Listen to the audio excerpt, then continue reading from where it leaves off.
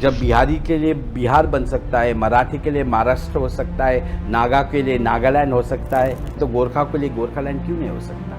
ये बंगाल से अलग होने का बात नहीं है, क्योंकि ये कभी बंगाल का नहीं था। History has to be corrected. ये हमारा सिर्फ डीमर्जर का बात है।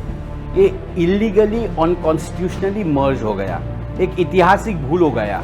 हमारा लोग कॉन्शियस है, सही आदमी को सही जगह पे भेजेगा। लता मंगेशकर को गाने के लिए भेजेगा, सचिन को फिर फुटबॉल खेलने नहीं भेजेगा। वो लोग जानता है जिम्बा इस जगह के लिए फिट है तो उसी में भेजेगा। राजू जी के साथ आपके कैसे हैं संबंध? और राम और हनुमान का बोलिए।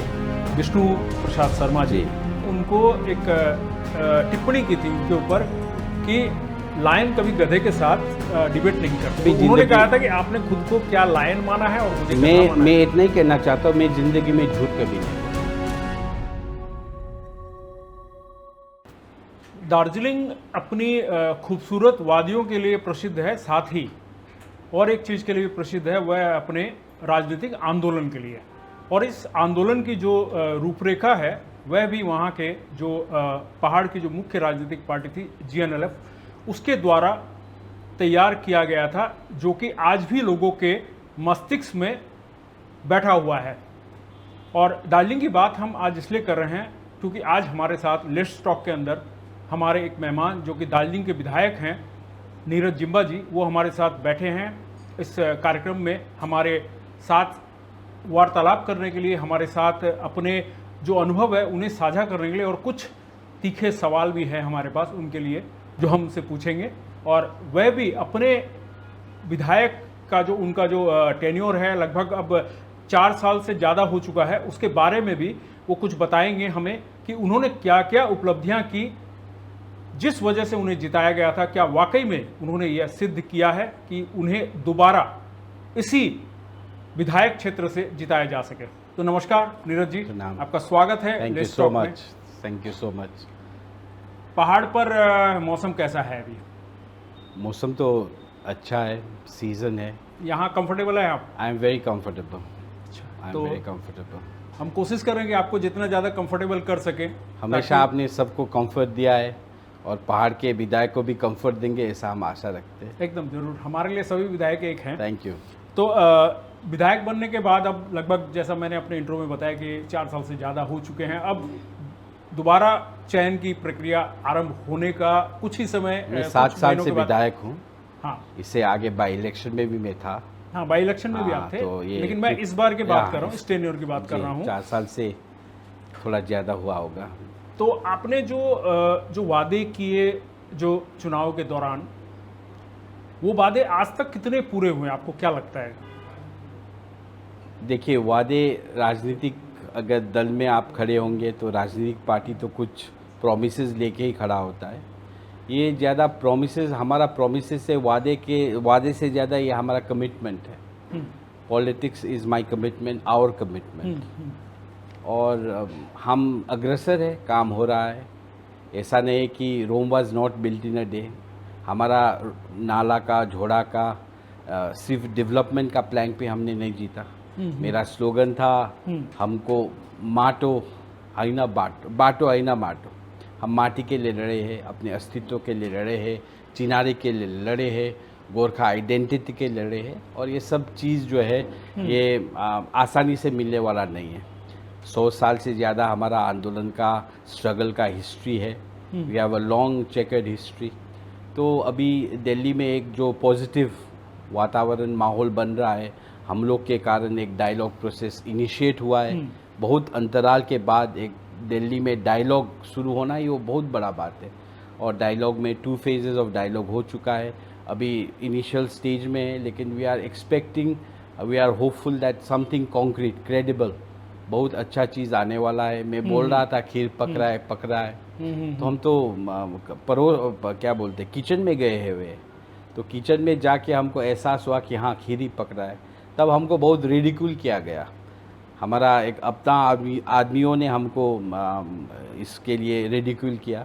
लेकिन अभी जो लास्ट ट्रिपार्टेड डायलॉग हुआ 3 अप्रैल में, तब सब लोग यही आलाप रहे कि कुछ अच्छा हो रहा है, खिचड़ी या खीर पक रहा है।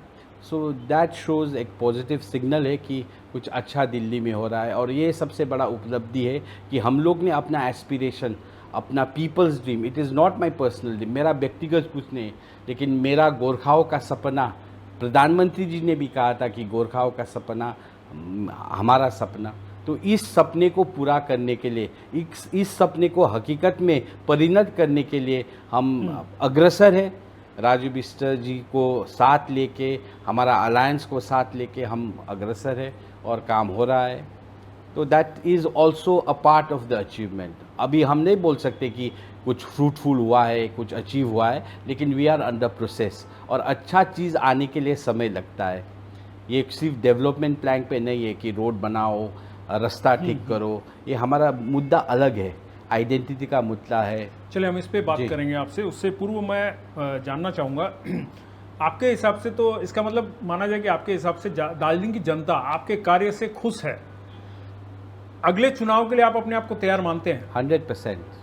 100%। मैं हैट्रिक करूँगा। अगर अगला चुनाव में भाजपा दार्जिलिंग से अगर कम समर्थन मिलता है और आप हार जाते हैं किसी कारणवश, तो क्या आप इसकी जिम्मेदारी खुद के ऊपर लेंगे? नहीं, कभी नहीं, हारने का सवाल ही नहीं है। जब हम रेस लगाएंगे तो हारने के लिए नहीं लगाएंगे। समर्थन कम मिला तो? नहीं, समर्थन नहीं मिलेगा, बहुसंख्या में मिलेगा और ज़्यादा मिलेगा। नहीं, अगर कम मिला तो उसकी जिम्मेदारी आप लेंगे? In English it is politically terminology में टीना बोलते हैं, there is no alternative. Confident है मतलब आप? I am very much confident. हम हैट्रिक लगा के छोड़ेंगे। पॉलिटिक्स में एक सिस्टम होता है, एक अरिथमेटिक होता है, हम जानते हैं। राजनीति में ऐसे ही नहीं है कि हवा कहाँ चल रहा है, क्या होने वाला है। पहाड़ का आदमी का एक सोच है, पहाड़ का आदमी को इतना, हमारा लोग कॉन्शियस है, पीपल नोज कहाँ पे किसको भेजना है, म्यूनसिपैलिटी में किसको भेजना है, जीटीए में किसको भेजना है, दिल्ली में किसको भेजना है, बंगाल विधानसभा में किसको भेजना है, वो लोग जानता है। सही आदमी को सही जगह पे भेजेगा। लता मंगेशकर को गाने के लिए भेजेगा, सचिन को फिर फुटबॉल खेलने नहीं भेजेगा, बाईचुंग को क्रिकेट खेलने नहीं भेजेगा। वो लोग जानता है जिम्बा इस जगह के लिए फिट है तो उसी में भेजेगा। आई am very confident about, not about my self but about my people. मैं अपने आप को, अपना क्रेडिबिलिटी, अपना क्वालिफिकेशन को लेके, अपना अचीवमेंट्स को लेके इतना कॉन्फिडेंस नहीं हूँ। मैं आपके सामने ये कॉन्फिडेंस में अपना जनता का कॉन्शियस के ऊपर दिखा रहा हूँ कि आई am very confident of my people. मेरा जनता जानता है कि उसको किस आदमी को किस जगह पे भेजना है, उधर पे वो लोग चुकेगा नहीं। तो आपकी जो आपने अभी थोड़ी देर पहले जो कहा था कि गोरखालैंड की मांग, आपने कहा गोरखाओं की शब्द का इस्तेमाल किया कि गोरखाओं की जो सपना है, ड्रीम, उसको पूरा करना। दार्जिलिंग में अगर गोरखा लैंड राज्य की मांग के बारे में अगर आपसे पूछा जाए कि आपकी एकदम स्पष्ट राय क्या है, आप क्या चाहते हैं? होना चाहिए, that is one of the longest and the most legitimate, longest और लेजिटिमेट पॉलिटिकल डिमांड है। ये बंगाल से अलग होने का बात नहीं है, क्योंकि ये कभी बंगाल का नहीं था। History has to be corrected. ये हमारा सिर्फ डीमर्जर का बात है। ये इलीगली अनकॉन्स्टिट्यूशनली मर्ज हो गया, एक ऐतिहासिक भूल हो गया। 1956 में जब ऑब्जर्व एरिया बना के हमको ढुका दिया गया, तब पॉलिटिकल ओपिनियन नहीं पूछा गया, तब कुछ वैसा प्रोसेस नहीं था। तो संवैधानिक रूप से क्या यह संभव है? 100%। भारत का संविधान आर्टिकल 3 के अंतर्गत कुछ भी संभव है। संविधान ऐसा ढांचा है, सर्वोच्च है, सर्वोपरि है और सर्वमान्य है। हमारा मांग ही संविधान के ऊपर आधारित है, संविधान के ऊपर बेस्ड है। जब बिहारी के लिए बिहार बन सकता है, मराठी के लिए महाराष्ट्र हो सकता है, नागा के लिए नागालैंड हो सकता है, तेलुगु के लिए आंध्रा हो सकता है, तो गोरखा के लिए गोरखालैंड क्यों नहीं हो सकता? लेकिन सेपरेशन का बात हम नहीं करते, बंगाल से विभाजन का बात नहीं करते। That word separatist is very hurtful, that is not accept, वो एक्सेप्ट नहीं करेगा। हमको डीमर्जर चाहिए। इलीगली मर्ज हुआ है, अनकॉन्स्टिट्यूशनली मर्ज हुआ है, एक प्रोसेस के अंदर, कॉन्स्टिट्यूशनल प्रोसेस के अंदर इसको डीमर्ज किया जाए। जो बंगाल का कभी नहीं था, कानून के तौर से, संविधान के अनुरूप उसको सिर्फ डीमर्ज करना है। That will not hurt the sentiment. अगर हम बोलेंगे सेपरेट स्टेट, बोलेंगे सेपरेटिस्ट करेंगे, तो दैट इज, ये पॉलिटिकली करेक्ट नहीं लगेगा। और जातीय जनगणना का जो मुद्दा आया है अभी रिसेंटली, कल रात का ही है ये, इस पे पहाड़ की राजनीति पे क्या असर पड़ेगा? देखिए, आपको अभी क्या अभी लगता है? इसके ऊपर चर्चा परिचर्चा होने के अभी ये तो अभी अभी हुआ है। बीजेपी ने जब कल एक डिसीजन लिया है। कल डिसीजन लिया हाँ, इसके ऊपर अभी में जल्दबाजी होगा टीका टिप्पणी करना, क्योंकि वहाँ 11 जनजातियों का मुद्दा पहले से ही है ऑलरेडी तो है। इसलिए मैंने पूछा ये। हाँ, उसके लिए बहुत अच्छा चीज़ भी हो सकता है और it may have counter effects अच्छा, ऑल्सो। अभी आपको क्लियर नहीं है। या I am not very clear on this subject. मैं एकदम स्पष्ट नहीं हूँ। एंड एज अगर लेमैन होता तो मैं बता देता। मैं तो लॉमैन भी हूँ। I am by profession I am अ हाँ, लॉयर अधिवक्ता एंड भी। I am at the same time law maker, एक विधायक होने के कारण। तो इसके ऊपर कुछ, क्योंकि आपका बहुत बड़ा चैनल है, ऐसे ही बोल देता हूँ तो that would have a negative impression. I am updating my self. अभी सॉफ्टवेयर अपडेट नहीं किया मैंने, तो I will update my self and I will come back to you on this. अच्छा, आपने जो लेटर लिखा है अभी जी। राष्ट्रपति को, जी दार्जिलिंग कालिम्पोंग डुआर्स और बंगाल के कुछ हिस्सों को लेकर अलग राज्य की बात आपने महामहिम को लिखी है। इस बारे में थोड़ा सा अगर खुलासा करें कि ये क्या पूरा ये आपका डीमर्जर, सोच है? Absolutely this is about demerger. Demerge करना है, जो मर्ज हुआ है उसको डीमर्ज करना माने है। इन सब चीजों को, इन सब इलाकों को लेकर हाँ, demerge करने अलग की बात अलग आप कर चीज कुछ, हाँ, एक कॉन्स्टिट्यूशनल कमेटी बनाया जाए, ऐतिहासिक जो भूल हुआ है उसको रेक्टिफिकेशन किया जाए। जो भूल हुआ है उस समय हमारा लीडरशिप इतना मैच्योर नहीं था। हो सकता है, बहुत सारा फैक्टर्स है। उस समय का लीडरशिप को भी हम ब्लेम नहीं करेंगे, लेकिन पॉलिटिकल सर्कमस्टेंसेस हो सकता था, तब बंगाल के अधीन आ गया। तो ये सब को चीज़ को लेके, क्योंकि the president is the supreme authority regarding this subject. क्योंकि हम लोग तो क्या है, हम लोग तो एक साधारण विधायक है, और विधायक और प्राइम मिनिस्टर जो मेंबर ऑफ पार्लियामेंट है, we swear to protect the constitution, we swear to abide by the constitution, कि हम संविधान को अबाइड करेंगे। लेकिन the president is the protector of the constitution, so she will have to protect this land and she has all the authority. तो अच्छा, आप लोग जो गोरखा शब्द का इस्तेमाल कर जी, रहे हैं, गोरखा लैंड बोल रहे हैं, गोरखाओं की भावना बोल रहे हैं, हाँ। लेकिन कभी क्या आप लोगों ने गोरखा भाषा के बारे में बात की? हाँ, गोरखा भाषा का तो सबसे बड़ा आप लोग तो संरक्षक, हर चीज के बारे में जब भी बात होती है, अभी भी मैंने देखा पंचायत में जो बोर्ड लिखने की बात है उसमें बोला कि नेपाली भाषा हाँ, में ये होना देखिए, चाहिए। इस पे ये this is also another controversial subject. अगर मैं यहाँ पे कुछ टीका टिप्पणी कर दूंगा तो ये अनदर हेडलाइंस बन जाएगा। लेकिन अगर हम लोग का पार्टी का, जीएनएलएफ का पॉलिटिकल हिस्ट्री आप चेक करेंगे तो हमने हमेशा गोरखा भाषा का वकालती किया है। गोरखा भाषा जैसा हमारा संविधान में भी जब ये अमेंडमेंट आया था तब हमारा एमपी इंद्रजीत खुल्लर साहब थे।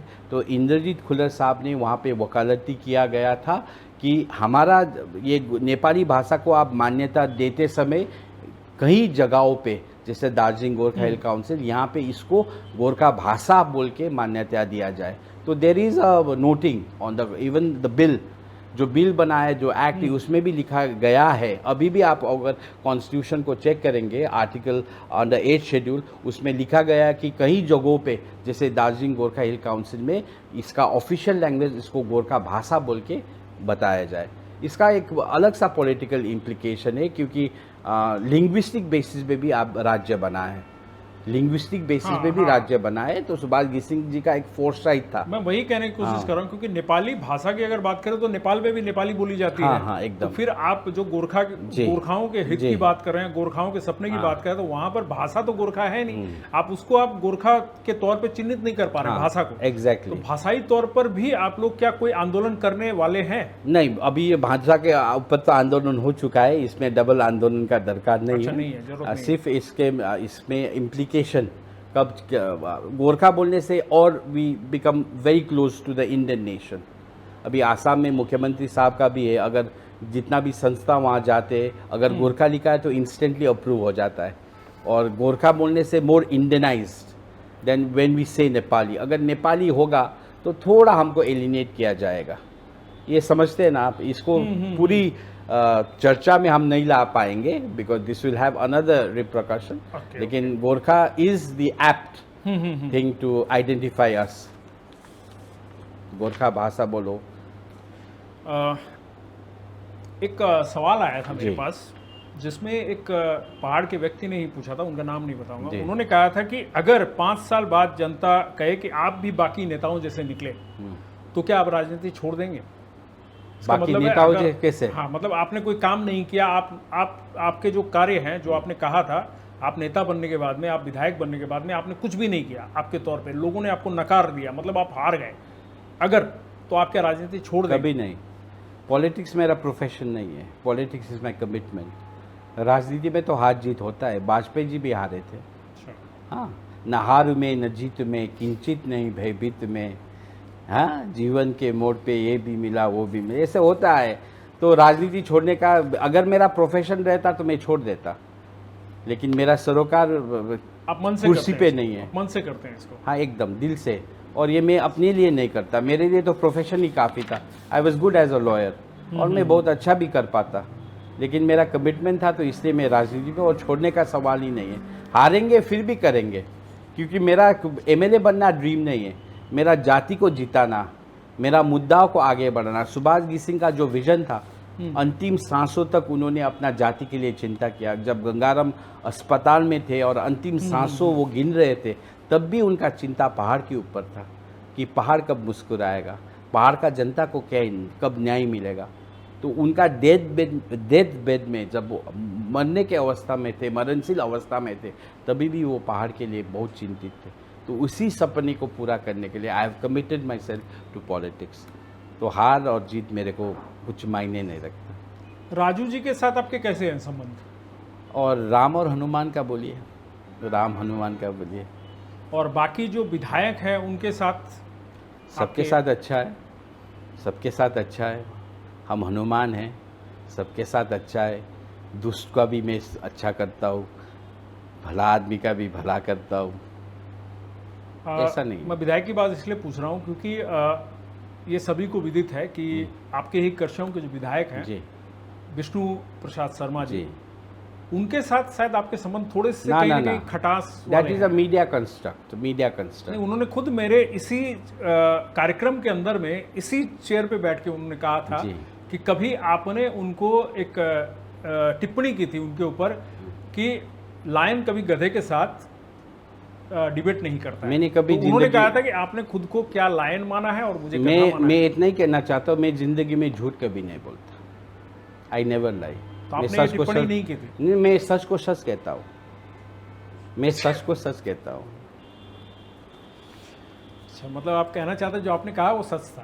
आप निकालिए, आप निकालिए उसका अर्थ। मैं झूठ कभी नहीं बोलता। और व्यक्तिगत तौर पे आपकी ना। विष्णु प्रसाद शर्मा के बारे में क्या व्यक्तिगत राय भी है? और राजनीतिक तौर नहीं, पे भी आपकी राय क्या है उनके बारे में? वो कैसे व्यक्ति हैं, कैसे राजनेता, कैसे विधायक हैं आज की डेट में? नहीं। आपको क्या वो, लगता है? वो देखिए अच्छा आदमी है, बहुत इंटेलिजेंट आदमी है, लेकिन होता है कभी उनका थोड़ा बैलेंस करना पड़ेगा। आईक्यू एकदम हाई है, ईक्यू एकदम लो हो गया। अच्छा, आईक्यू हाई, ईक्यू लो। इमोशनल क्वेश्चन में भी उनको बढ़ना चाहिए, एक बैलेंस होने से अच्छा है। आईक्यू 90 पे पहुंच गया, ईक्यू 10 पे हो गया, तो डिसबैलेंस हो गया ना। अगर आईक्यू और ईक्यू 50-50 होता तो ही would have been a genius, लेकिन 90 और 10 का रेशियो हो गया। तो अभी देख रहे हैं अभी क्या हो रहा है। Bajgai ji is responsible for his own state of things, लेकिन बहुत बढ़िया आदमी है, बहुत जानकार है, कंप्यूटर है। हाँ, एकदम बढ़िया है, दमदार है। कुछ भी चीज़, कोई भी विषय, फ्रॉम काउ टू कंप्यूटर्स, गाय से लेके कंप्यूटर टेक्नोलॉजी और टी से लेके आईटी तक, सब चीज़ का उनको जानकारी है। पुराने पत्रकार भी हैं। वो मैं नहीं बता सकता हाँ, है, उनका मैं background जानता वो है। हाँ। अब थोड़ा सा एक ऐसा क्वेश्चन है जो हम लोग हर बार देखते हैं। आप काफ़ी खुशमिजाज आदमी हैं, आप काफ़ी मतलब फ्री टॉक वाले हैं, जैसे आप कुछ भी बोल देते हैं किसी के भी मुंह पर। एक तो आप वकील हैं, इसलिए आप जानते हैं क्या बोलने से क्या होगा, उसके बदले में आपको क्या रेमेडीज करना है ये भी आप जानते हैं।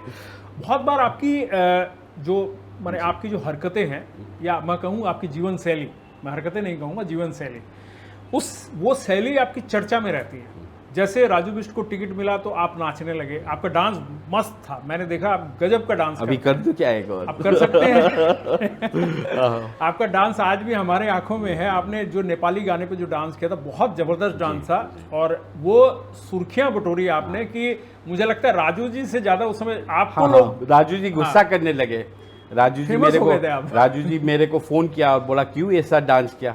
नेशनल मीडिया में तुम छाए हो, मेरा टिकट हाँ। का तो बात ही नहीं है। टिकट मिला उनको और छा गए आप। हाँ, वो ये मैं देवी चर्चिका का बहुत ही उपासक हूँ।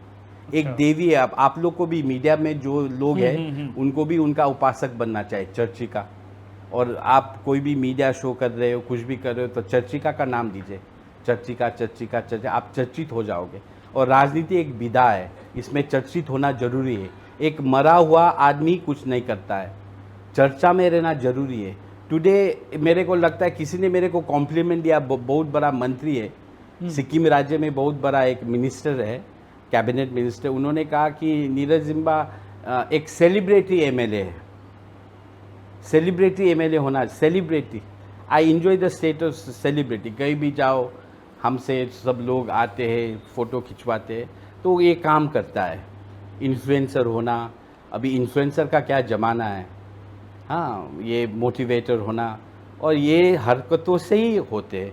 नागालैंड में देखिए एक मिनिस्टर है, बहुत प्रधानमंत्री उनको फॉलो करता है। हाँ, वो काफी वजनदार आदमी है, वाकई में वजनदार, लेकिन वजनदार है, लेकिन काम से भी वजन बटोर लिया। वजनदार, वही कह रहा हूँ। तो ये सबको मैं फॉलो करता हूँ, क्योंकि दार्जिलिंग में ऑपोजिशन में रह के कुछ इतना तो करना नहीं है। ऑपोजिशन का एमएलए चाह के भी हम बहुत कुछ नहीं कर सकते, तो लेकिन चर्चा पे रहना चाहिए। नीरज जिम्बा को तो पहचानना पड़ेगा। तो अभी सोशल मीडिया का ज़माना है, सबके हाथ में एंड्रॉयड फ़ोन है, कहीं भी जाओ। तो हम इसी चर्चा में रहने का प्रयास करते हैं कि हम ओझल ना हो। तो ठीक है, आपने डांस किया वहां तक तो ठीक है। उसके बाद जैसे वो जीते, आपने उनको कंधे पे उठा लिया और उनको लेके ना, वो पहले का वीडियो था, वो पहले का। हाँ, वो बाद में वायरल हो गया था। अच्छा, तो वो मैंने देखा, उसके बाद वायरल हुआ। मैं बोला पहले आप नाचे, अब उनको कंधे पे ले लिया। लिया। वो उनका ऑफिस थोड़ा नीचे था, तो उनका पैर में मोच आ गया था। अच्छा। तो मैंने उठा के, वो सिंबॉलिक हो जाता है। मैं कुछ भी करता हूँ, बंदर को एक बनाना देता हूँ, वो भी चर्चा में होता है, और कुछ मधु लेके मुंह में डालता हूँ, वो भी चर्चा में आ जाता है, और भारी उठाता हूँ, वो भी चर्चा में हो जाता है। ये तो है, आदमी चर्चा में ही होना चाहिए। नहीं, इसी के संदर्भ में मेरे पास जो क्वेश्चन है वो मैं बताता हूँ कि ये सिर्फ आप चर्चा में बने रहने के लिए जानबूझकर करते हैं, या फिर ये आपकी नॉर्मल लाइफ है? देखिए, आई डोंट प्रिटेंड, मैं ऐसे ही करता हूँ और चर्चा हो जाता है। मैं बोला ना कि चर्चा में रहना भी एक ज़रूरी चीज़ है। और मैं आपको एकदम खुल के तो नहीं बताऊंगा कि मैं ये चाहता हूँ, ये करता हूँ लेकिन आप समझ लो कि चर्चा में रहना जरूरी है। राजनीति के साथ साथ इन्फ्लुएंसर का भी रोल आप निभा रहे हैं। Very important, very important, it's so important चर्चा में रहना। मेरा लीडर मेरा मेंटर सुभाष सिंह जी कहा करते थे कि मरा हुआ लाश ही कुछ नहीं करते, अगर जिंदा हो तो कुछ करो। एडवर्टीजमेंट इज गुड और बैड। नहीं, आपके फॉलोअर बहुत है, आप अच्छे इन्फ्लुएंसर है, आप हमसे भी ज़्यादा पॉपुलर है। नहीं तो इतना छोटा विधायक को आपने बुला लिया, यहाँ पे कितना बड़ा ना, वही बोल रहा हूँ, आप बहुत बड़े सेलिब्रिटी आज के डेट में। अगर मैं दार्जिलिंग से किसी की बात करूँ तो राजू बिष्ट और आपका नाम अच्छे से लोग जानते हैं। Thank you. पहले बिमल गुरुंग का नाम आया करता, आज भी बिमल गुरुंग को जानते हैं सभी, लेकिन आज आप उनको सूट नहीं करता, लिस्ट में आ गए। नहीं, देखिए सूट भी करना चाहिए। बिमल गुरुंग जी ये सब करेंगे तो सूट नहीं करेगा, पागल कहेगा। अजय एडवर्ड जबरदस्ती करेगा तो नहीं होगा। विनय तामंग ये सब जिसको सूट करता है, जिसके ऊपर जचता है, उसी को करना चाहिए। आपको मानना पड़ेगा, सैल्यूट है आपके हौसले को। लेकिन कभी क्या आपने इस पावर का इस्तेमाल, आप जो इन्फ्लुएंसर बन रहे हैं, इस पावर का इस्तेमाल कभी क्या जन समस्याओं को लेकर भी किया? मैंने गंभीर गंभीर से गंभीर विषय वस्तु पे मैंने गंभीरता के पूर्वक काम भी किया है। आज तक कोई विधायक नहीं है जो बंगाल असेंबली में डीमर्जर की इशू पे एकदम खड़ा होके बोला है, कोई इशू नहीं था। हाँ, खून से पत्र लिखने का बात है, दैट्स अ सीरियस इशू। खून से कोई पत्र लिखता है कभी? हज़ारों डेप्यूटेशन हुए, हज़ारों मेमोरेंडम गए, लेकिन अपना खून से मैंने चर्चा बटोरने के लिए नहीं, लेकिन सिचुएशन, एक गंभीर विषय के ऊपर ध्यान आकर्षण करने के लिए प्रधानमंत्री को मैंने खून से पत्र लिखा। और ऐसा बहुत सारा चीज़ है, अभी मैं बताऊंगा नहीं, 2026 में जनता बता देगा हु एम आई, थोड़ा नीरज, बहुत तो आप बता सकते हैं, अब क्योंकि मैं आज अभी आप चैनल पे हैं इतना और बड़ा चैनल है, इतना बड़ा रिस्पॉन्सिबल चैनल है आप शायद। तो हमसे भी बड़े हैं, आप बता सकते हैं, चिंता मत कीजिए। वेट में बड़ा हूँ। हमको भी थोड़ा सा मौका मिल जाएगा, थोड़ा हाइप मिलने का। ना कुछ ऐसी बातें आई डू बताई नॉट वांट टू दीजिए। Use this prestigious platform for my cheap rhetorics. आपने इतना मौका दिया खबर समय पे आने का, यही सबसे बड़ा चीज़ है। और 26 बताएगा, 26 बताएगा। 26 बताएगा। तो आपको क्या लगता है अभी भी इस परिस्थिति में भी कि भाजपा की जो सरकार है, केंद्र सरकार, वही एकमात्र आपके गोरखाओं का सपना पूरा कर एकदम सकती है? 100%। आज का डेट में सिर्फ और केवल भाजपा ही है, और इनका प्रधानमंत्री का कमिटमेंट है, होम मिनिस्टर का कमिटमेंट है, पूरा पार्टी ने इंडोर्स किया है।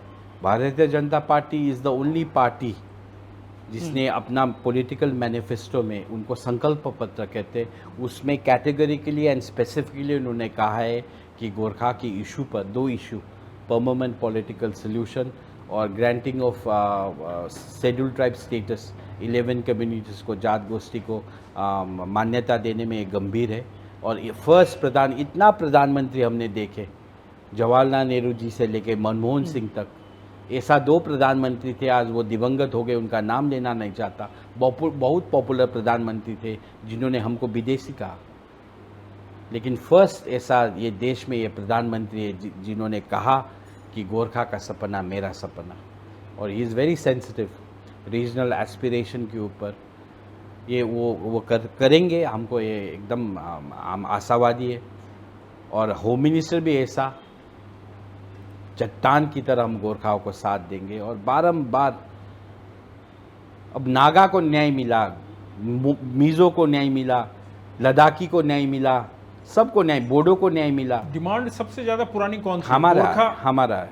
तो पहले उन लोगों को न्याय देखिए, मिला, हम फिर लोग को आपको लेट क्यों नहीं, हो रहा है? हम लोग को न्याय दिया गया था 2005 में जब 6 शेड्यूल का अकॉर्ड हुआ, उससे बड़ा न्याय नहीं मिल सकता था। न्याय देने वाला ठीक था, न्याय लेने वाला का गलती है।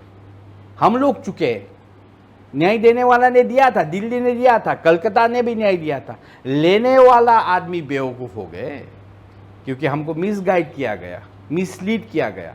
अभी हम लोग को रियलाइज हो रहा है after 20 years, imagine after 2 decades हमको रियलाइज हो रहा है कि जो उस टाइम हिस्टोरिक सेटलमेंट था, हिस्टोरिक अकॉर्ड था, हिस्टोरिक अचीवमेंट था, अभी तो हम लोग लाइन पे आ गए, पटरी पे आ गए। तब तो हमने कहा था Subhash Singh go back, GNLF मुर्दाबाद, 6 शेड्यूल चाहिए ना, वी डोंट वांट 6 शेड्यूल। अभी जाके रियलाइज हुआ कि best solution, best formula, best political, जो सबसे ज़्यादा चीज़ दिल्ली जो दे सकता था तो यही था। आज अब हम घूम के फिर के वहीं आ गए। तो न्याय देने वाला ठीक था, न्याय देने वाला ने भी दिया था, हम लोग चुके थे। एक बार चुके, ठीक है, हमारा गलती है। अब 2 बार चुकेंगे तो खुदा न मूर्खता खास्ता। कहा जाएगा हाँ। इसको। चलिए, एक सवाल है जो कि पूछना भी जरूरी है। दार्जिलिंग जिले में जो अमृत 2 के अंतर्गत 1503 करोड़ रुपए के वाटर प्रोजेक्ट की मंजूरी दी है, जब पहाड़ में पहले ही हर घर जल मिशन को लेकर विवाद है, सांसद राजू बिष्ट ने खुद भी कहा था कि घोटाला है। आपके यहीं के करसोग विधायक ने भी कहा था, विष्णु शर्मा जी ने, कि यहाँ कुछ मामला दाल में काला है। तो उसी पर अभी ईडी सीबीआई की जांच क्यों नहीं बैठाई जा रही है? राजू बिष्ट जी ने कहा था इलेक्शन जीतने से पहले कि अगर मैं इस बार जीता तो मैं ईडी और सीबीआई लेकर आऊंगा और इसकी जांच कराऊंगा। अभी तक जांच की मुझे पता नहीं हुआ कि नहीं, लेकिन दोबारा फंड दिया जा रहा है। तो इसका मतलब हम क्या समझे कि उस समय वो चुनावी बातें थी नहीं। या फिर फैसला हो चुका है कि यह मामला घोटाला नहीं इसके ऊपर ये this is a very sensitive issue. अभी हम मीडिया में एकदम चर्चा नहीं कर पाएंगे। This is a very sensitive issue. Raju Bisht ji has taken this matter very seriously, बहुत गंभीरतापूर्वक उन्होंने इसको संज्ञान लिया है। कंसर्न मिनिस्ट्री, कंसर्न डिपार्टमेंट्स उन्होंने अप्रोच किया है, बहुत सारा पब्लिक कंप्लेंट्स भी है। और इसमें हाँ, घोटाला माने बहुत पब्लिक मनी का घोटाला हुआ है, इसके ऊपर काम हो रहा है और बहुत जल्दी इसका रिजल्ट्स नहीं तो फिर आएगा। जब इसके ऊपर में जांच बैठी ही नहीं है तो दोबारा फिर पैसा वो तो क्यों दिया देना जा ही रहा है? पड़ेगा, वो तो पैसा तो रोकना नहीं है क्योंकि दिस इज पब्लिक पैसा आप देते रहेंगे, मतलब पैसा घोटाला तो होते रहेगा, पैसा आप नहीं, देते घोटाला हुआ है कहीं इस्टेब्लिश नहीं हुआ, दे आर कंप्लेंट्स, इरेगुलरिटीज हुआ है, सिर्फ दार्जिलिंग में नहीं बहुत जगह हुआ है, अच्छा। सब जगह से कंप्लेन आ रहे हैं, उसको ठीक करेंगे। लेकिन अगर घोटाला हुआ है तो ये इसका मतलब नहीं है तो जिसको नहीं मिला है, बहुत सारा बेनिफिशियरीज जो है उसको नहीं मिला है, इसका मतलब नहीं है उसको स्टॉल किया जाएगा। वो क्यों स्टॉप तो करने की बात राजू बिष्ट जी ने की थी जब इनका चाय बागान के श्रमिकों की जब बात आई थी तो उस समय तो उन्होंने कहा था कि मैंने रुपए रुकवा दिए हैं। ना उन्होंने कहा था उस समय, लेकिन this has another implication, okay, this has another implication, वो अलग बात था, ये अलग बात है। लेकिन इसके ऊपर जांच होगा, इसके ऊपर राजू बिष्ट जी और हम लोग सब गंभीर है और बजगाई जी भी गंभीर है, ठीक है, सब गंभीर होना पड़ेगा। घोटाला आपने कहा, घोटाला मानिए घोटाला, मैंने नहीं कहा ये, हाँ, आपके सांसद ने ही कहा था, ये जी।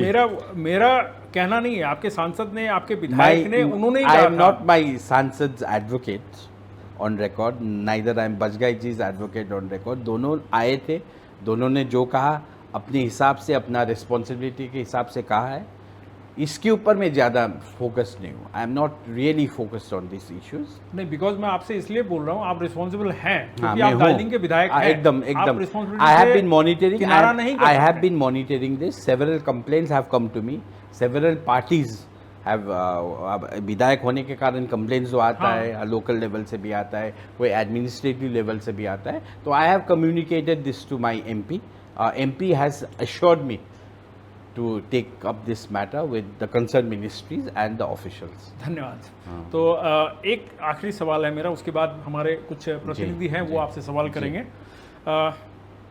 लोगों का मानना है कि आईजीएफ के चीफ अजय एडवर्ड हाल ही में ब्रिज पॉलिटिक्स में लगे हुए हैं, जगह जगह पर श्रमदान करके पुल बनवा रहे हैं। एकदम एकदम आपकी इस पे क्या राय है? लोगों को सुविधा हो रही है ब्रिज के पार, भाजपा क्या समझती है कि हमें ये सब करने की जरूरत नहीं, पहाड़ की जनता हमें ऐसे ही वोट दे देगी, भले ही अजय एडवर्ड कुछ करता रहे, कोई कुछ करता रहे, हम ओवर कॉन्फिडेंट में हैं कि हमें ऐसे ही मिल जाएगा। हमारा भी ब्रिज का ही पॉलिटिक्स है। अच्छा, अजय एडवर्ड्स का ब्रिज का पॉलिटिक्स, कोई भी समाज, कोई भी बच्चा, कोई भी संस्था बना लेगा। जो राजू बिष्ट हमारा अलायंस का है, वो भी ब्रिज का ही पॉलिटिक्स है, वो अदृश्य ब्रिज है, that is not a visible bridge, वो कंक्रीट गिट्टी और श्रमदान से बनने वाला ब्रिज नहीं है। हमारा ब्रिज जो दार्जिलिंग से दिल्ली तक हम लोग ने एक पॉलिटिकल ब्रिज बनाया है, एक लाइजनिंग करके हमारा मुद्दा को इधर से उधर करके उसको जस्टिस दिलाने, वो बहुत बड़ा ब्रिज है।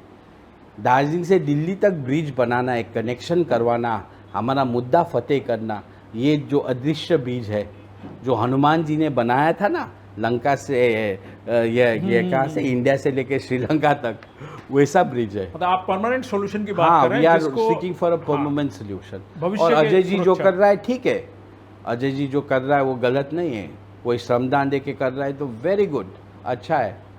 बढ़िया। तो हमारा भी है ब्रिज का, वो ही है, आपका ब्रिज बड़ा ब्रिज है, वो अदृश्य ब्रिज है, अदृश्य है, जो बाद में पता चलेगा। हाँ। एक दो व्यक्तिगत थोड़े से सवाल हैं प्लीज मेरे। Please please. अगर सत्ता के दबाव में आपको नीतियों से समझौता करना पड़ा तो क्या आप झुकेंगे? कभी नहीं।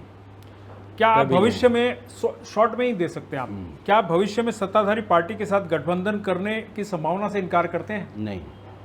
इनकार नहीं करते हैं? नहीं। मतलब कर सकते हैं समझौता, हाँ, माने आप सत्ताधारी पार्टी- बोल रहे हैं ना, हाँ, आप सत्ताधारी। सत्ताधारी पार्टी के साथ जा सकते हैं, मतलब it depends on the situation. मतलब जा सकते हैं, आप गठबंधन कर सकते हैं।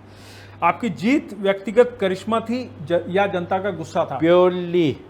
प्योरली मेरा करिश्मा, इसमें आपका दोनों ही सजेशन गलत है।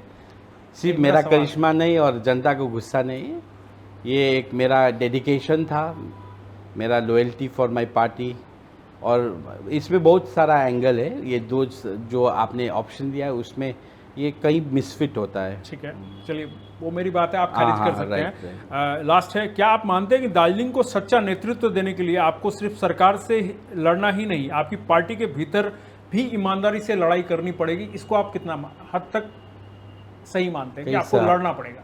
कई हद तक आप सच लड़ रहे है। हैं?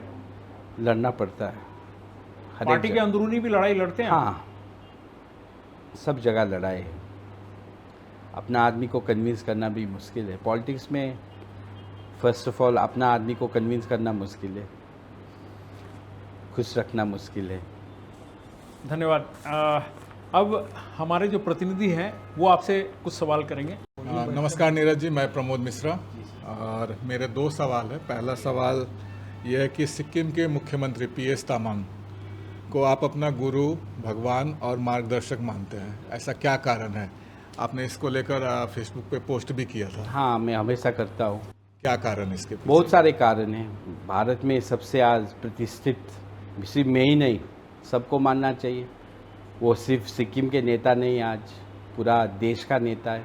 इंडिया टुडे जैसा प्रतिष्ठित मैगज़ीन ने उनको इंडियाज़ 2 बार सिमल्टेनियसली 2 टाइम्स उन्होंने कहा है कि he is the most popular chief minister in his own state. पहले भी बहुत सारे चीफ मिनिस्टर देखे हमने सिक्किम में, कीर्ति भी बनाया था, रिकॉर्ड भी बनाया था उन्होंने 25 साल गवर्नेंस करके। One of the smallest states CM and his family, he was the richest chief minister. छोटा सा राज्य का सबसे अमीर चीफ मिनिस्टर, उनका फैमिली, उनका वाइफ तो फोर्ब्स मैगज़ीन में भी फीचर हुआ था। लेकिन सबसे छोटा राज्य का CM और इंडिया का सबसे प्रतिष्ठित CM, यूपी के CM से भी, तमिलनाडु के CM से भी, बंगाल के CM से भी आगे निकल के। वाई? क्योंकि उन्होंने जो काम किया है अपनी जनता के लिए, एकदम क्या बोलते हैं, एग्जेम्पलरी। और जो वो काम करते, हमको ही खुद इन्फ्लुएंस किया है। मैं दार्जिलिंग विधानसभा का हूँ, सिक्किम अलग राज्य है, फिर भी हॉस्पिटल इंफ्रास्ट्रक्चर, हेल्थ में उन्होंने जो इंफ्रास्ट्रक्चर डेवलप किया, मोर देन 140 पेशेंट्स, दार्जिलिंग का मेरा रिकमेंडेशन पेशेंट, वहाँ पे ट्रीटमेंट हुआ है। सिलगुड़ी में जो ट्रीटमेंट का एक्सपेंस है 6 लाख 8 लाख लगता है, वहाँ पे 40,000 50,000 में होता है। 2-3 पेशेंट का मेरा किडनी ट्रांसप्लांट हुआ है free of cost by the blessings of the chief minister. और बहुत सारी चीज़ उन्होंने किया है, वो तो आप खुद को पता चलेगा। सिक्किम का CM को हम क्यों अपना गॉड, गुरु, पॉलिटिकल मेंटर मानते हैं। मैं 2 ही आदमी को अपना पॉलिटिकल मेंटर और गुरु मानता हूँ। एक मेरा दिवंगत नेता अतुल्य सुभाष गिसिंग जी, उसके बाद हमारा सम्माननीय मुख्यमंत्री गोले साहब। And he is an inspiration not only to me but to many leaders in the whole country. A wise man is respected in his own land but a benevolent man is respected in all lands.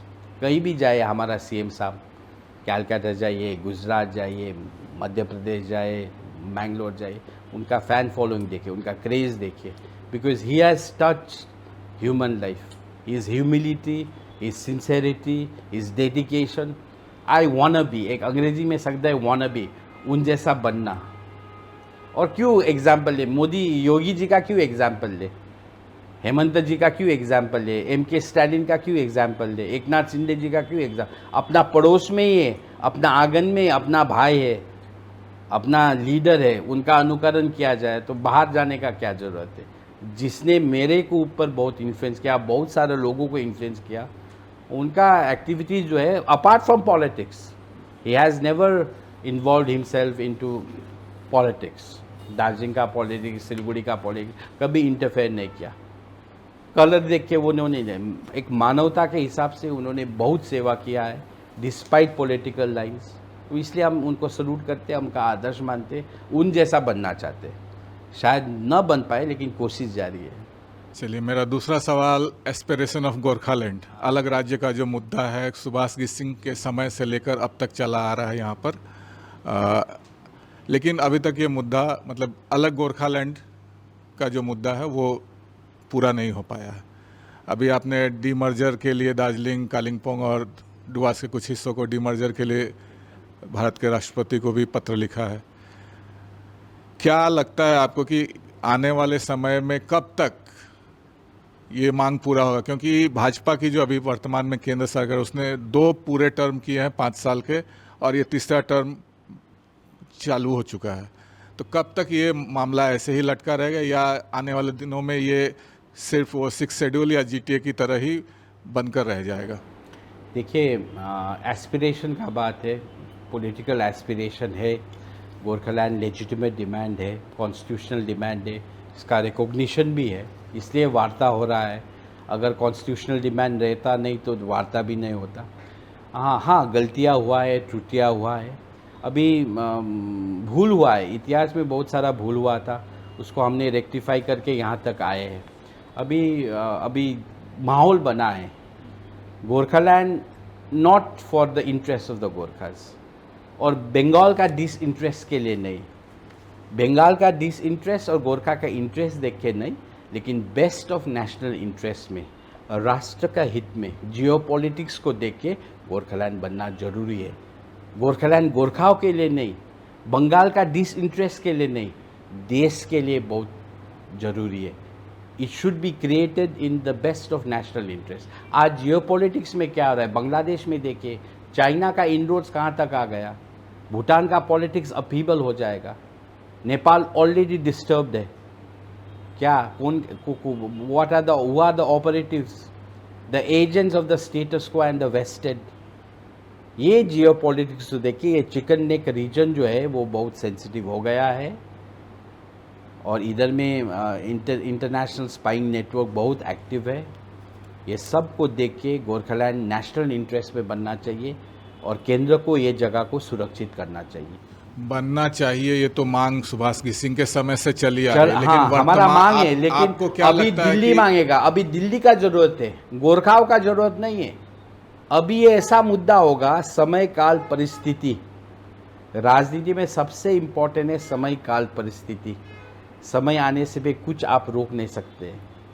दो proverbs है, history repeats itself, और एक दूसरा proverbs हो रहा अंग्रेजी में, थोड़ा सुनने में बुरा लगेगा, every dog has his day.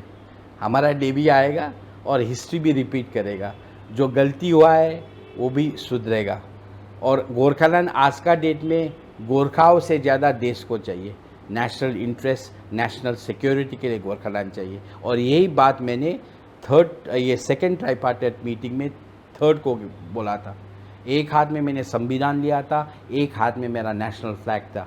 In presence of the state union home minister and in presence of all the dignitaries and all the members, I said, एक हाथ में मेरा देश का झंडा है, एक हाथ में मेरा देश का संविधान है, और हर एक गोरखा के पास है। इसको गिरने मत देना आप। अगर आपको लगता है कि ये मोदी जी के इस कार्यकाल में आपका सपना पूरा हो पाएगा, या पहाड़ मेरा के लोगों सपना नहीं, पहाड़ मोदी के जी लोगों का का सपना सपना है। पूरा हो पाएगा? मेरा सपने से ज़्यादा मोदी जी का है। देश को मोदी जी ने कहा है, गोरखा का सपना हमारा सपना, पूरा करना उनका जिम्मेवारी है। नमस्कार नीरज जी, मैं प्रतिभा। तो अभी जब बात हो रही थी तो आपने कहा कि हमारे जो प्रधानमंत्री हैं नरेंद्र मोदी जी को, उनको आपने रक्त पत्र लिखा था, और जब वो हमारे सिलीगुड़ी में आए थे तो उन्होंने एक सभा में ये कहा था कि गोरखाओं का सपना जो है वो हमारा सपना है। तो रक्त पत्र जो आपने लिखा था, क्या प्रधानमंत्री जी को उनका ये जो बयान था इसकी याद दिलाना था, और इसका क्या प्रभाव पड़ा? एब्सोल्युटली, यही ध्यान आकर्षण करना था। नॉर्मल अगर चिट्ठी लिखता, कॉरेस्पॉन्डेंस लिखता, तो ये तो बहुत लोग लिख चुके हैं, हज़ारों डेप्यूटेशन है होम मिनिस्ट्री में। अगर ये कमरा से ज़्यादा हमारा डेप्यूटेशन, मेमोरेंडम, लेटर्स गया है। जैसा आपने बोलते हैं, चर्चा का बात करते, कुछ हटके करना है, कुछ अलग करना है, ध्यान आकर्षण करने के लिए मैंने अपना रक्त से चिट्ठी लिखा था। उसका एक्नॉलेजमेंट हुआ है। प्राइम मिनिस्टर्स ऑफिस ने मेरे को कहा कि इसके ऊपर संज्ञान लिया गया है। शायद प्रधानमंत्री तो बिजी आदमी है, लेकिन एक हिस्टोरिक मूव है। It was a historic move, and मैंने किया था एकदम ऑनेस्टी के साथ, सिंसेरिटी के साथ। और कुछ होगा, रिजल्ट आएगा तो पता चलेगा। अभी खिचड़ी पकड़ा है, दिल्ली में खीर पकड़ा है। खिचड़ी बोलो, खीर बोलिए, कुछ तो पकड़ा है। और एक और अहम मुद्दा था चाय बागान की भूमि को लेकर, हाँ।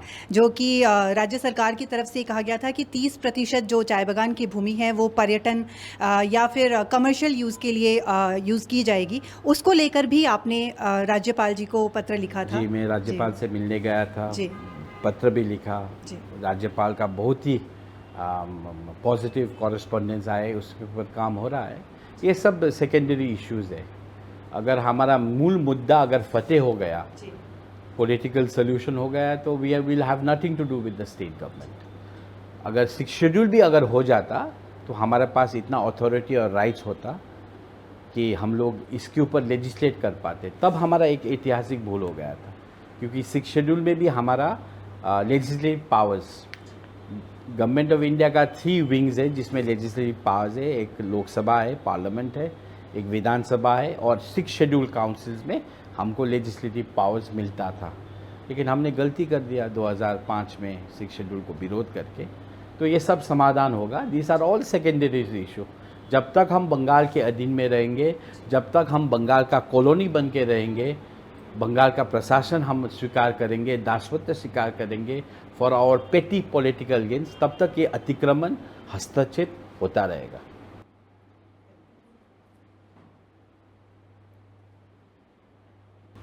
নমস্কার, আমি সৌমি। আমার প্রশ্ন এটাই যে জিএনএলএফ দল, যেই দলে আপনি এখনও রয়েছেন এবং আপনি সবসময় বলে থাকেন সেই দলের যিনি স্রষ্টা বা আপনার গুরু, অবশ্যই প্রথম গুরু সেই সুভাষ ঘিসিং, তো এখনও সেটা লক্ষ্য করা যাচ্ছে। তো প্রাণ দিয়ে আপনি সেই দলে রয়েছেন, তবুও সেই দলের কথা বা আপনাদের গোর্খাদের যে দাবি বা গোর্খাদের কথা, সেটা বলার জন্য আপনাকে আরও একটি রাজনৈতিক দলের আশ্রয় কেন নিতে হচ্ছে, বা যে কোনো রকমভাবেই? मैंने आपका बात समझा। I am very sorry, my Bengali remains very elementary despite of 7 years of my duty in the legislative assembly. तो I will answer you in Hindi and in English. आपका प्रश्न, मूलभूत प्रश्न मैंने समझ लिया कि इतना बड़ा पार्टी था जीएनएलएफ, इतना वर्चस्व था, गोरखालैंड मूवमेंट शुरू किया, सुभाष घिसिंग थे, लेकिन फिर भी आपको बीजेपी का आश्रय क्यों लेना पड़ा? ये भी अब समय काल परिस्थिति का बात है। तो अभी कोलेशन पॉलिटिक्स है, ऐसा सिचुएशन आया जब हम लोग को पहाड़ से निष्कासित होना पड़ा। एक वेव आया था, पॉलिटिकल वेव, एक प्रायोजित आंदोलन किया गया था सुभाष घिसिंग जी को सत्ता से हटाने के लिए, पहाड़ को पीछे धकेलने के लिए। एक प्रायोजित, एक कॉन्स्पिरेसी हुआ था। कॉन्स्पिरेटर्स बड़ा बड़ा प्लेयर्स था, सेंट्रल गवर्नमेंट था, स्टेट गवर्नमेंट था, और बिमल जी को एक मोहरा बनाया गया था। मैं नाम नहीं लेना चाहता, लेकिन दिस इज़ द रियलिटी। एक उनको भी समझ में नहीं आया, बिमल जी को भी समझ में नहीं आया उस समय। उन्होंने सीरियसली समझा कि ये लोग हमको बैकिंग कर रहा है गोरखालैंड के लिए, लेकिन बिमल जी भी वो चक्रव्यूह में फंस गए। वो अभिमन्यु की तरह थे। चक्रव्यूह में अंदर जाने का रास्ता वो लोग को दे दिया, लेकिन बाहर निकलने का रास्ता बिमल जी को उस समय नहीं मिला। तो आवेश में आके, आप मिसगाइड होके, बिमल जी ने भी 6 शेड्यूल को डिरेल किया, जीएनएलएफ को सत्ताच्युत कर दिया, घिसिंग जी को निर्वासन मिला, हम लोग पॉलिटिकल विक्टिम हो गए। तो हम लोग का स्थिति अब देखें ना, नेशनल पॉलिटिक्स में भी देखें, बीजेपी भी, टीएमसी भी एक टाइम बीजेपी का अलायंस में था। हाँ, बीजेपी भी किसी का अलायंस में था। बड़ा बड़ा स्टेट में भी अलायंस पॉलिटिक्स होता है, वो समय काल परिस्थिति के अनुसार हम भी थे। আপনি এক্ষুনি যেটা বললেন একটা ষড়যন্ত্র হয়েছিল, ষড়যন্ত্র, তাই তো? হ্যাঁ। তাহলে তো আমার পার্টি, এবং আপনি এখানে এখনই বললেন স্টেটের তরফেও, সেন্ট্রালের তরফেও, একদম। তো সেই সেন্ট্রালের তরফেই আপনাদেরকে ঝুঁকতে হলো। না তো না, কোথাও না ওই কোথাও কি সময় আপনারা- দিল্লিতে আলাদা গভর্নমেন্ট ছিল, ওইটা বিজেপি গভর্নমেন্ট ছিল না। 2006, 7, 8, 9-এ যে গভর্নমেন্ট ছিল ওইটা তো কংগ্রেস ছিল না। तो I don't want to name the big players, but we know एक कॉन्स्पिरेसी हुआ था। इसके तहत हम लोग को, हमारा पार्टी एकदम ज़ीरो में तो नहीं गया था, लेकिन ऑब्लिवियन में गया। हम लोग को पूरा विक्टिमाइज़ किया गया, पहाड़ से हमको निष्कासित किया गया, हमारा लीडर्स विक्टिमाइज हुआ, हम खुद, I am also one of the political victims, but not, I am a political victim by choice, not by chance.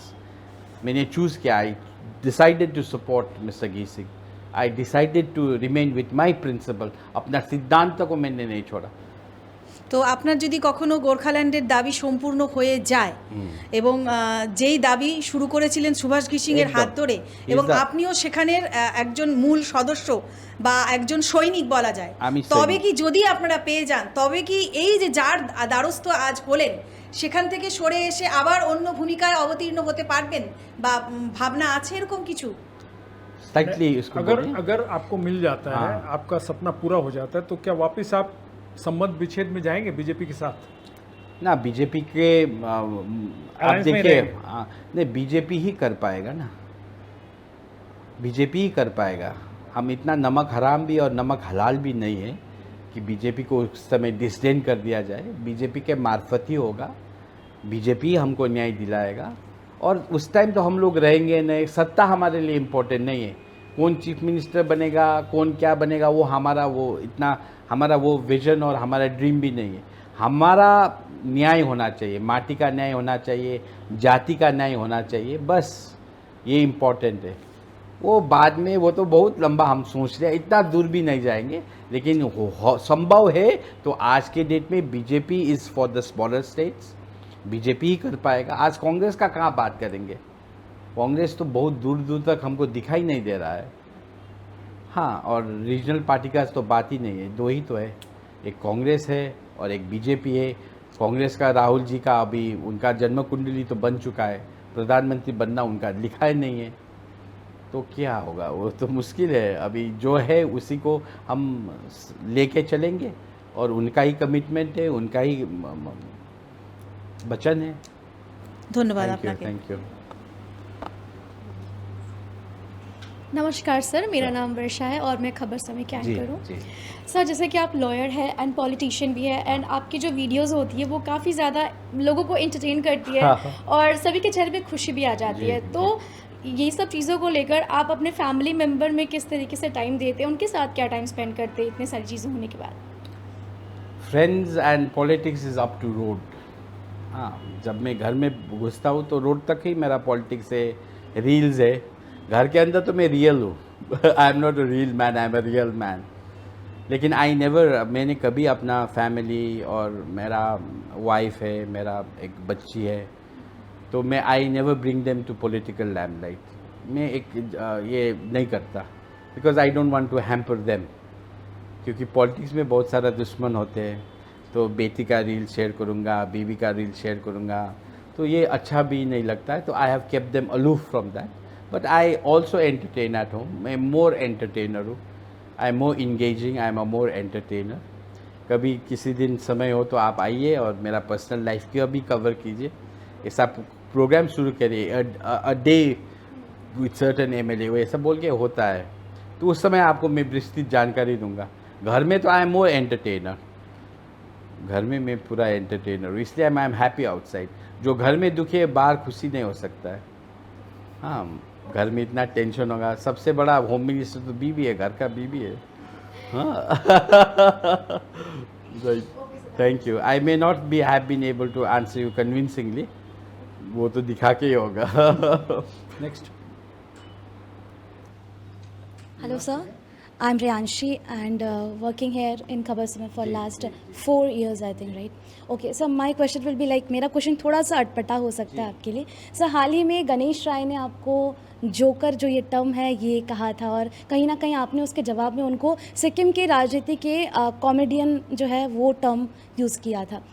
तो मेरा सवाल ये है कि आपकी नज़र में ऐसा क्या है जो उन्हें आपको जोकर कहने पर मजबूर करता है?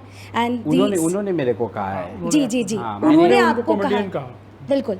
और द सेकंड क्वेश्चन इज, और आपने किस संदर्भ में उन्हें कॉमेडियन कहा था, और इस दोनों के बीच का जो अंतर है उसको आप क्या समझाना जोकर और चाहेंगे? कॉमेडियन का बीच में ज़मीन आसमान का फ़र्क है। अगर ये मैं बताऊंगा तो ये सिटीज़न एक्शन पार्टी, जिसको मैंने कॉमेडियन एक्शन पार्टी कहा या सर्कस एक्शन पार्टी का, वो लोग प्रेस कॉन्फ्रेंस करेंगे। ऐसे भी उन लोग का कोई इशू नहीं है, तो अगर मैं कुछ टीका टिप्पणी करूंगा तो उनको इशू मिल जाएगा। इतना अच्छा शांत स्टेट में अनदर भूचाल आ जाएगा। और मेरा संबंध तो हमारा CM साहब से अच्छा है, उस पर हैम्पर होगा, इसलिए मैं ज़्यादा टीका टिप्पणी नहीं करना चाहता। मैंने उनको कॉमेडियन कहा है और उन्होंने मेरे को जोकर कहा है। सही कहा है, मैं जोकर हूँ, ताश का जोकर हूँ। वो जोकर है, सर्कस का जोकर है। ताश का जोकर और सर्कस जोकर में फ़र्क है। Ganesh Rai is a comedian joker of a circus. Neeraj Zimba is a joker of cards. ताश में जोकर का महत्व आप जानते हैं, वही हम है, और वो सर्कस का जोकर है, एंटरटेन करता है। और 5 साल कर लेगा। इतवार के दिन में देखिए ना, कॉमेडी करता है हमेशा। सुबह उनका कॉमेडी सर्कस चलता है, सिर्फ इतवार को करते हैं, फेसबुक में करते हैं। मैं सुरेंद्र श्रीवास्तव हूँ। जी सर। हाँ, सवाल जवाब तो बहुत हो चुके। हाँ हाँ फाइनली मेरा एक सवाल है जी। कि आज इंटरनेशनल लेबर डे है हाँ और उत्तर बंगाल और पहाड़ में चाय बागान श्रमिकों की स्थिति काफ़ी नाजुक है। जी जी कई बार बैठकें हो चुकी है, जी लेकिन मजदूरी के नाम पर अभी आज भी 250 रुपये उन्हें मिलते हैं। तो आज अंतर्राष्ट्रीय श्रम दिवस के अवसर पर आप उन बागान श्रमिकों के लेकर क्या कहना चाहेंगे आप? बहुत दुख होता है। आज इंटरनेशनल लेबर डे है, लेबर जस्टिस का डे है, लेकिन हमारा लेबर अभी तक ये बहुत गंभीर विषय वस्तु है। और दार्जिलिंग तो पूरा लेबर इंसेंटिव जगह है, टी गार्डन का इश्यूज़ है, दीर्घकालीन इशू है। हाँ, दार्जिलिंग में तो ये मिनिमम वेजेस के लिए चल रहा है। अभी ये सब चेंज करना पड़ेगा, परिवर्तन आना पड़ेगा। बंगाल में भी परिवर्तन आना पड़ेगा, आसाम में आ गया। परिवर्तन कब आएगा? जब अब पर हम सत्ता परिवर्तन करेंगे। अभी हवा चल गया है, अभी ये हवा चल गया है, सत्ता परिवर्तन का हवा दिखाई दे रहा है, लहर दिखाई दे रहा है। ये आपको लगता नहीं है कि इसमें राजनीति हो रही है? राजनीति होगा, राजनीति होना ही चाहिए, अच्छा राजनीति होना क्योंकि चाहिए। 250 बुरा रुपये राजनीति के कारण, बुरा राजनीति के कारण ये परिणाम है। अगर अच्छा राजनीति होगा तो अच्छा ही परिणाम आएगा, और इसके लिए थोड़ा प्रतीक्षा कीजिएगा। और हम लोग का तो अलग इश्यूज़ है, पहाड़ का अलग इश्यूज़ है, इधर का इश्यूज़ अलग है, लेकिन लेबर तो लेबर है। और अंतर्राष्ट्रीय मे डे के दिन में यही कहना चाहता हूँ कि अच्छा सरकार लाइए, पॉपुलर सरकार लाइए, जो अच्छा काम। आप देखिए, लेबर लोग देखिए गुजरात में क्या रहा है, जहाँ पे बीजेपी स्टेट्स में है, इवन सिक्किम में देखें ना आप, लेबर को कैसा उनका सहूलियत है, कैसा ट्रीटमेंट है। और इधर वहीं 5-6 किलोमीटर पार इधर में हमारा लेबर को कैसा ट्रीटमेंट किया जाता है, क्या सिक्योरिटी है, वो कुछ नहीं है। तो हमारा सिर्फ अभी तो सहानुभूति है और हमारा लड़ाई भी है। तो कुछ सत्ता परिवर्तन करना ही पड़ेगा आपको, लेबर का हक और अधिकार के लिए नया सरकार को लाना ही पड़ेगा, जो सेंसिटिव हो, सिर्फ लेबर को वोट बैंक की मशीन की तरह ना चलाता हो, लेबर को बढ़ाना। डेवलपमेंट सच्ची मायने में ही है कि अगर लेबर का बेटा अगर ऑफिसर बनेगा तो डेवलपमेंट होगा ना। रास्ता बनाने से, सड़क बनाने से, 2-3 प्रोजेक्ट लगा के ये फ्री इंसेंटिव, फ्री बीज बांटने से गरीब गरीब ही रहेगा। अगर लेबर का बेटा अच्छा डॉक्टरी पढ़ सके, इंजीनियर पढ़ सके, सोसाइटी में कुछ कंट्रीब्यूट कर सके, एंटरप्रेन्योर बन सके, तो ये सब हो सकता है। दार्जिलिंग की जनता के लिए क्या कहना चाहेंगे आज के दिन? दार्जिलिंग का जनता के ऊपर तो हम तो लेबर ही है। हमारा बाप लेबर, दादा लेबर, नाती लेबर, पलाती लेबर, खलाती, ये सब लेबर। हमारा टी गार्डन तो ये लेबर जन्माने का, 30 से ज़्यादा हमको लेबर बनाने का फैक्ट्री हो गया। गेट अंदर में एक संसार है, गेट बाहर एक संसार है। गेट अंदर में जो संसार है मैनेजमेंट का, वो तो समृद्ध हो गया। जो गेट के अंदर रहता है मालिक वर्ग, जो हमारा मालिक वर्ग है, उनका संसार अलग है। और गेट बाहर के संसार जो है गरीब तबके के लोग, लेबर, उनका संसार अभी तक कोई फ़र्क नहीं पड़ा। जैसा प्री ब्रिटिश टाइम था अभी भी यही कंडीशन है। उधर में ज़्यादा फैसिलिटीज़ होता था, अभी वो फैसिलिटीज़ भी धीमी घट गया है। तो क्या कहेगा, चेंज लाना पड़ेगा, सोच को बदलना पड़ेगा, सरकारों को बदलना पड़ेगा। धन्यवाद। नीरज जी, इसी कॉन्टेक्स्ट में मेरा एक छोटा सा क्वेश्चन है कि बागान मालिक हमेशा घाटे का बात कर कर के मजदूरी कम देते हैं, प्लस जब दुर्गा पूजा का समय आता है तो बोनस के नाम पर बागान तक बंद हो जाते हैं और पूजा के समय मजदूरों के हाथ में कुछ भी नहीं मिलता। लेकिन क्या आने वाले समय में, जब अगर आप कह रहे हैं कि सत्ता परिवर्तन की ज़रूरत है, सत्ता परिवर्तन के बाद इस स्थिति में बदलाव होगा, क्या मालिक उस समय फिर घाटे का बहाना नहीं बनाएंगे? देखिए, ये तो बिजनेस का सवाल है, घाटे नुकसान, लेकिन this has to be treated in a different way. It has to be treated very humanly, very sensitively. और दार्जिलिंग पहाड़ में ये बहुत बड़ा चेंज लाना पड़ेगा। ये टी गार्डन्स का पॉलिसीज़ जो है, economic policies, tea garden policy, इसको चेंज लाना पड़ेगा। अभी टी गार्डन के कारण अब अगर हम इसको एनालाइज करेंगे, इसको रेट्रोस्पेक्शन, इंट्रोस्पेक्शन में देखेंगे तो कितना हानि हुआ, कितना नुकसान हुआ, ये सब को एनालाइज करके इसको देखना पड़ेगा। और एक ड्रास्टिक इकोनॉमिक पॉलिसी चेंज करना पड़ेगा।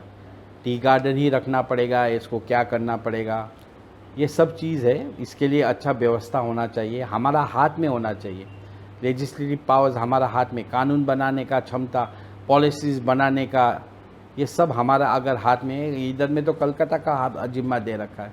दे आर इनसेंसिटिव पीपल, वो हमारा समस्या नहीं बुझेगा, नहीं समझेगा, सॉरी, दे आर इनसेंसिटिव। वो बहुत दूर में, उसको सिर्फ हिसाब किताब प्रॉफिट एंड लॉस का मालूम है, कितना रेवेन्यू जनरेट करेगा, लॉस हो ना हो।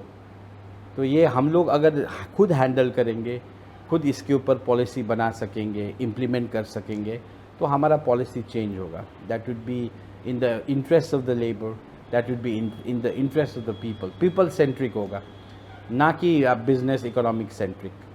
अभी तो प्रॉफिट बिफोर पीपल है, हमारा पीपल बिफोर प्रॉफिट होगा। Thank you. Thank you.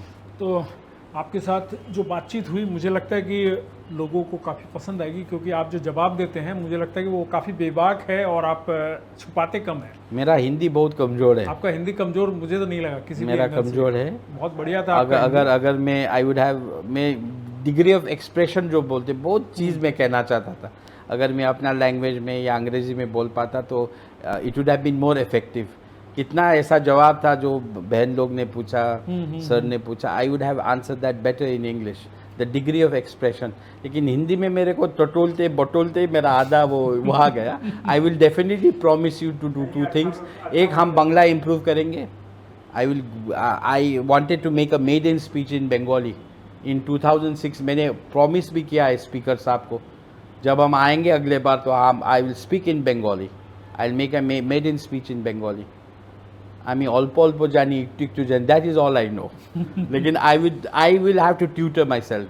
मेरे को प्रयास करना पड़ेगा, माहौल में ढालना पड़ेगा। और हिंदी भी मैं कोशिश कर रहा हूँ, अभी वीडियोस देखता हूँ, खबर समय देखता हूँ, and I am very impress with the reporter केवल तामंग। इतना फ्लुएंटली, इतना कमांडिंग बोलते हैं, उसका वीडियोस में देखता हूँ। आपका अभी उसको हमने भेज दिया सिक्किम। वो बहुत सिक्किम अच्छा, में बहुत अभी। अच्छा एक्सप्लोर करेगा। Explore यू कर हैव रहा है। ट्राई टू एक्सप्लोर केवल तामंग। Explore, हाँ, प्रतिभा को उसकी जगह हाँ, दिखानी very पड़ती good, है, sir, ताकि very वो good. अपने आप में, अभी उसके ऊपर में इंडिपेंडेंट चार्ज Correct, है, correct, वो खुद देख रहा है उस correct, चीज़ को। correct. तो अब चलते चलते एक सवाल मेरे जहन में आया है। आपने बार बार 6 शेड्यूल के ऊपर ही प्रेशर किया है। आप सपनों की बात करें तो क्या 6 शेड्यूल के अंदर ही आके आप आत्मा सेटिस्फाइड है, है? आत्मा है, आप 6 शेड्यूल में सेटिस्फाइड आत्मा है, शरीर का आत्मा है। गोरखालैंड शरीर है तो 6 शेड्यूल आत्मा है। यूटी शरीर है तो 6 शेड्यूल आत्मा है। इसमें वो चीज़ है, आत्मा, बिना आत्मा के शरीर नहीं चल सकता। आज क्यों लद्दाख को तो यूटी दिया गया था, 6 शेड्यूल का राग क्यों अलाप रहा है लद्दाखी? सोनाम वांगचू क्यों पैदल यात्रा कर रहा है? -40 डिग्री सेंटीग्रेड पे क्यों बर्फ जैसा जम रहा है? कुछ तो है 6 शेड्यूल में। Arunachal is a category A state and a full fledged state. Category A state, full fledged state, फिर भी अरुणाचल गवर्नमेंट का कैबिनेट डिसीजन हुआ कि उसको 6 शेड्यूल में इनकॉर्पोरेट किया जाए। आज जहाँ जहाँ भी 6 शेड्यूल लागू है, बीटीसी, मऊ autonomous council, Lushai hills, Garo hill, जैद, उसमें कभी विच्छिन्नतावादी का बात नहीं हुआ, पॉलिटिकल वायलेंस नहीं हुआ, शांति है, क्योंकि दैट वो आत्मा है। लैंड इंक्रोचमेंट का वो नहीं है, लैंड का प्रोटेक्शन है। 6 शेड्यूल ऐसे ही सुभाष घिसिंग जी ने नहीं बताया, सब ढूंढ के संजीवनी बूटी है। संजीवनी बूटी बोलते हैं ना, जो हनुमान जी ने लाया था लक्ष्मण जी को।